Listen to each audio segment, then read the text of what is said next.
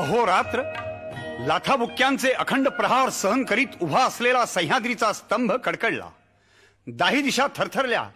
काल पुरुषाच्याही कांठळ्या बसल्या आणि जनशक्तीचा अन शिवशक्तीचा नरसिंह या स्तंभातून प्रचंड गर्जना करीत करीत प्रकटला. अनंत हातांचे अन अगणित तीक्ष्ण नखाग्रांचे हे नरसिंह होते शिवराय. हे हिंदू शक्ती संभूत दीप्तितम तेजा